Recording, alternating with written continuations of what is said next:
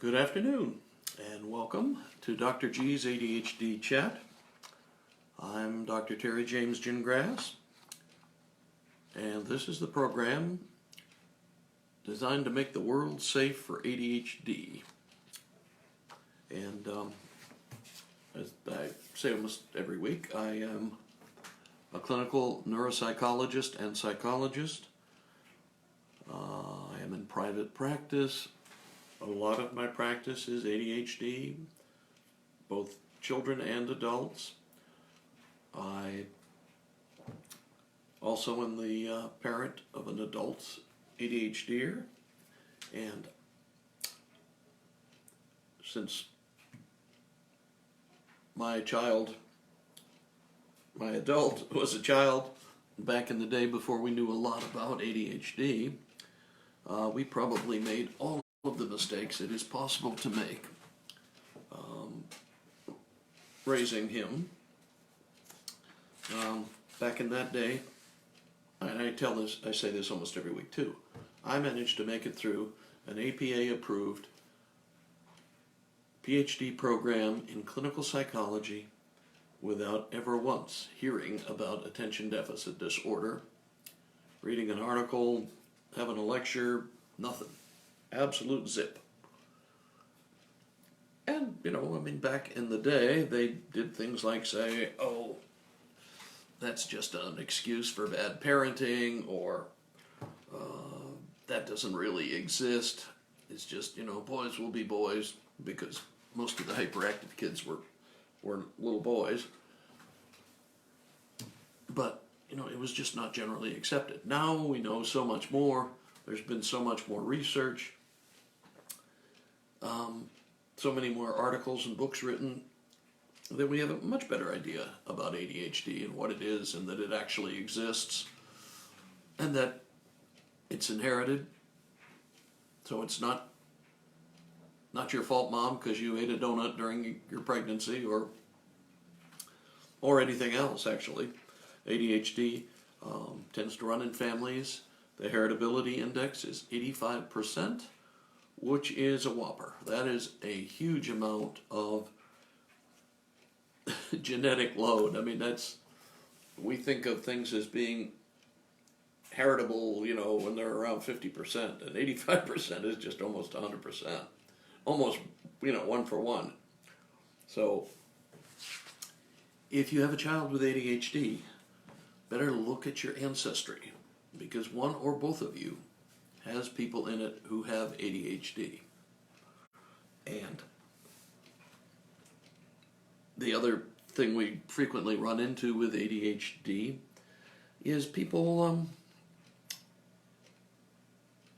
don't know exactly what to do with it, I guess, would be the way. The problem with ADHD is that it looks like a behavior problem.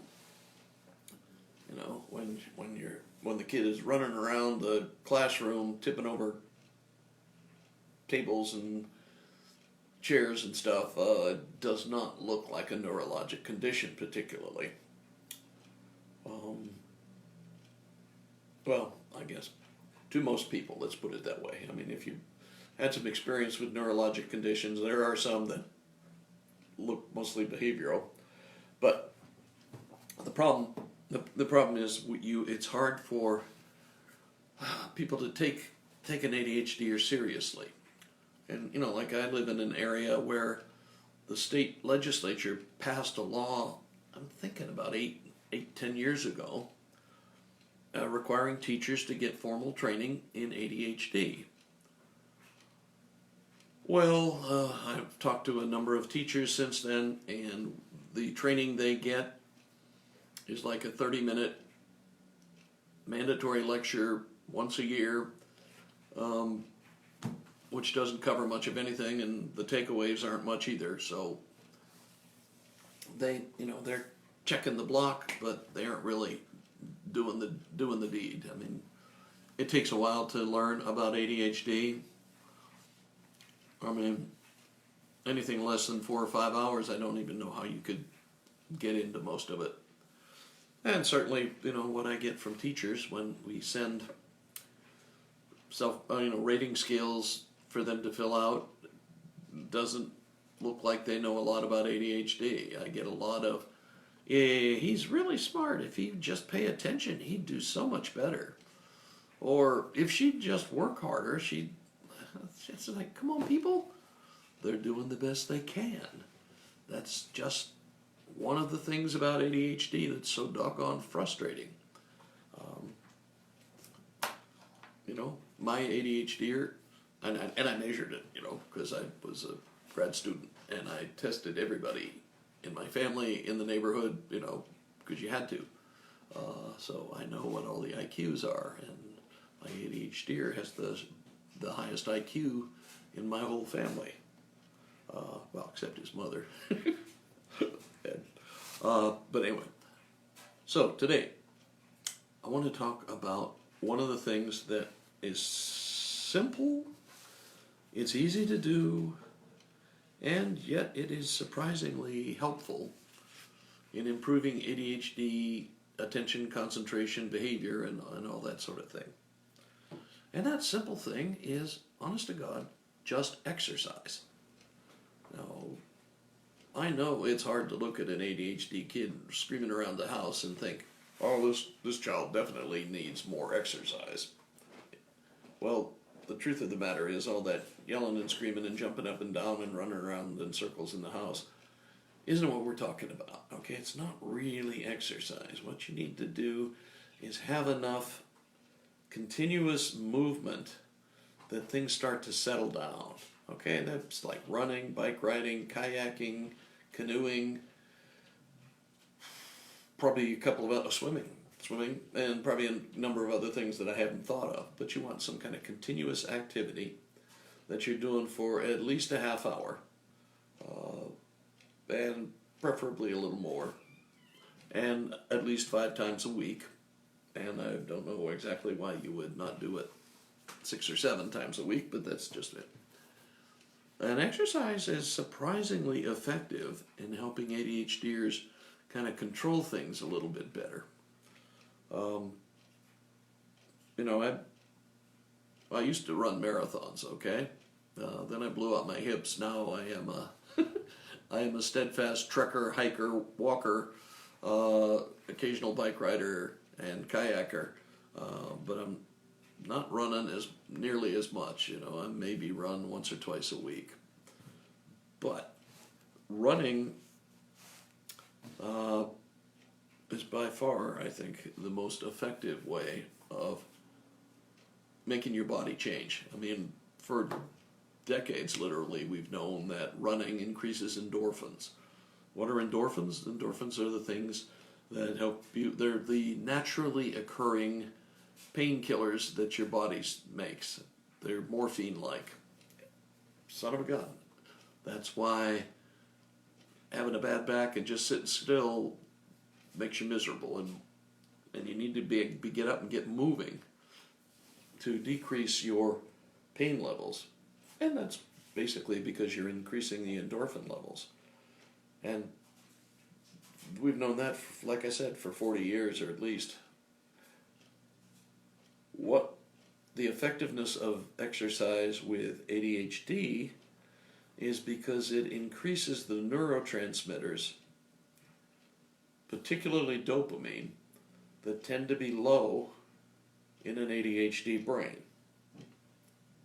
Okay, you're talking basically about increasing dopamine, increasing serotonin, increasing norepinephrine. Okay, those are all related to ability to concentrate, pay attention, improved working memory, and just improved in executive functioning in general. Okay? So, when you exercise and you get your half hour to 40 minutes in, for about 3 hours or so after that, you can pay attention better. Even if you've got ADHD, you can pay attention better. And that, for different people, it lasts for different lengths of time. But around 3 hours seems like a reasonable goal to shoot for. I mean, you could plan with 3 hours. for some, of course, that depends on how vigorous the exercise is and how long you do it for and all that sort of thing. I'm sure if you are in serious distance runner training, doing 40 miles, 50 miles a week kind of thing, I'm sure that the effects are longer than 3 hours. But I think what you want is you want your kiddo to be doing something that's vigorous enough that it makes for all these changes in the body and in the brain. And ideally, it's something that's interesting enough to him or her that they want to keep doing it. I'm thinking of like Mark Phelps, the swimmer. He just got into swimming, and that was the best thing in the world for him, and he loved it, and he did it over and over, and he trained probably harder than anybody else.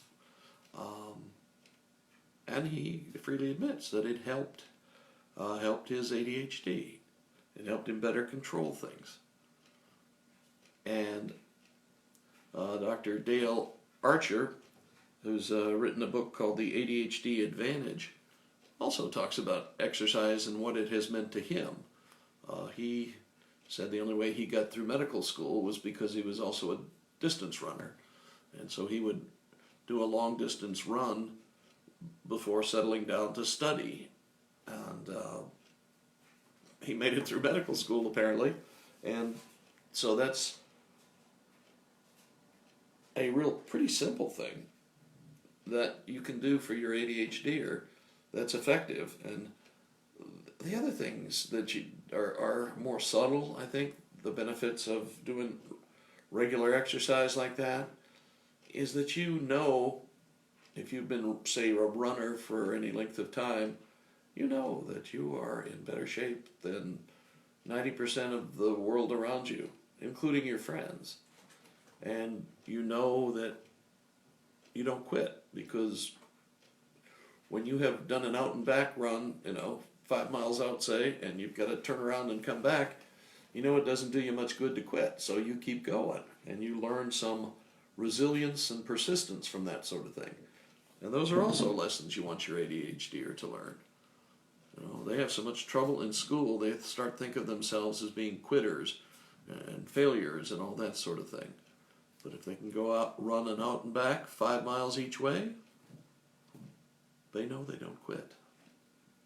And they know they're tough enough to stay the distance. And that's really important. Because one of the most important lessons for an ADHD kid to learn is resilience. That, yeah, you're going to screw some things up. Yeah, you're going to mess up sometimes and not do as well as you'd like. But if you keep going, if you keep doing it, if you keep trying, eventually life starts to reward you for that sort of thing. Actually, you start to earn the reward. You are saying, I'm not a quitter. I don't give up. I keep going. I keep doing what I had planned to do. And if you've got an ADHD kid, that they don't have a lot of situations where they have that experience where they feel like, yeah, boy, I don't quit. I keep going. Well, turn one of them into a distance swimmer or a distance runner or a distance bike rider or an outback wilderness kayaker. Doesn't do you much good to quit your kayaking when you're 20 or 30 miles into the outback, all the way across a lake from where you started or whatever, or even out in the ocean. Those are the kind of things you put yourself in situations that you have to keep going to finish. You just have to. You don't have a choice. And that's a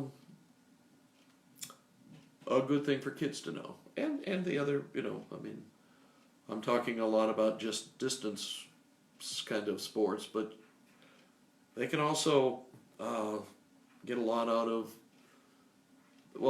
preferably continuous action kind of sports like soccer, and, well, tennis to some extent, although there's a lot of slow time, shall we say, in tennis.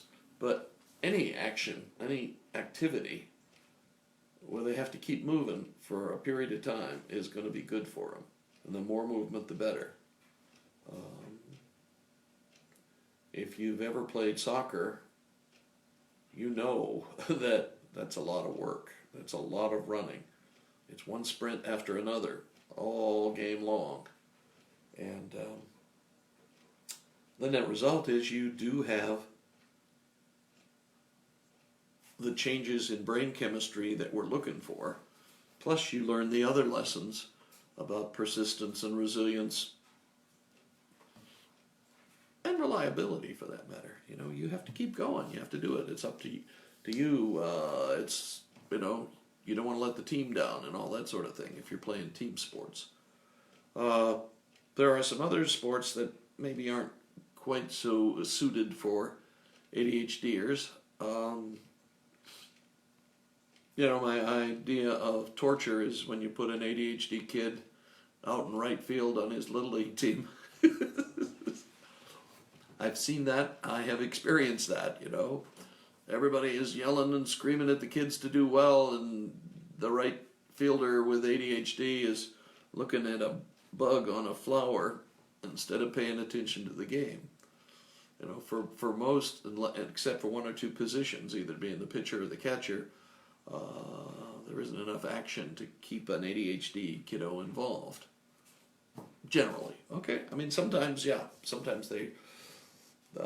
they will stay interested enough. Usually, that's because they come from a baseball family and people talk baseball, so they know that in the seemingly dead time between pitches, something's going on. You know, people are making adjustments.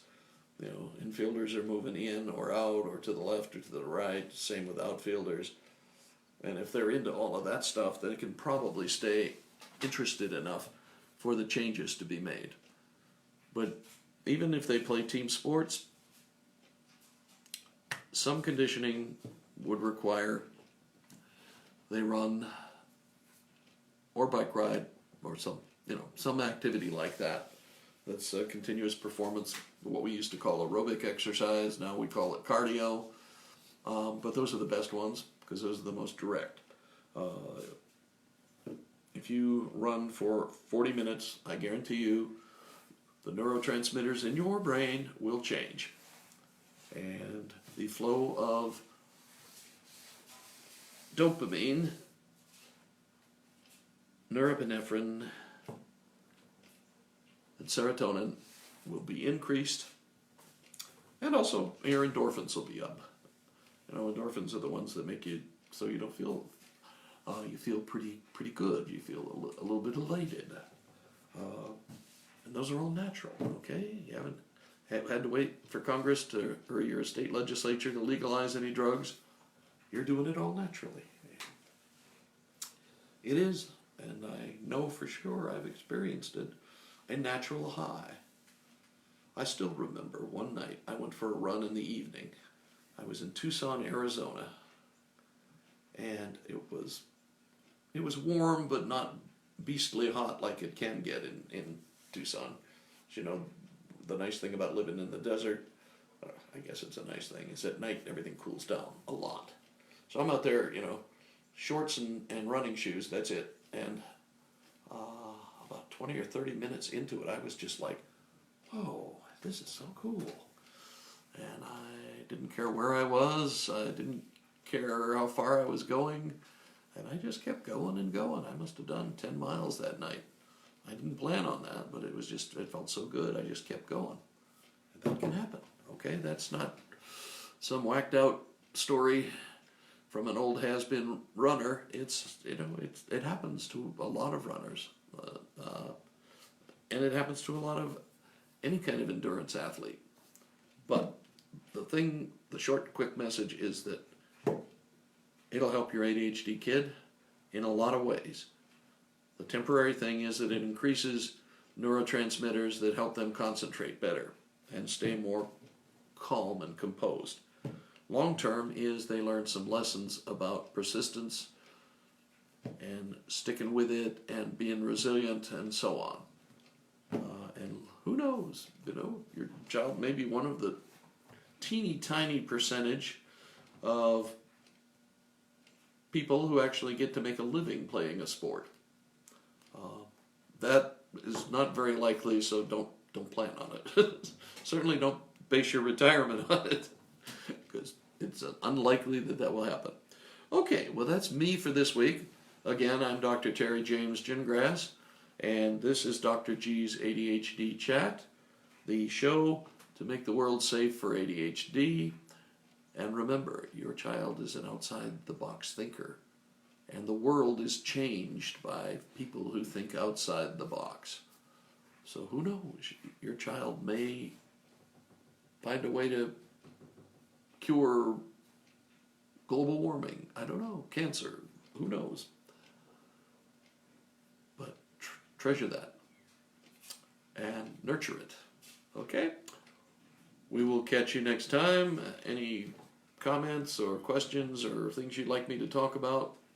Somewhere down around this is a place for you to make those comments. Oh, I meant to say hello to Beverly. Thank you. You've been very loyal. And we will catch you next time. Keep trucking, okay?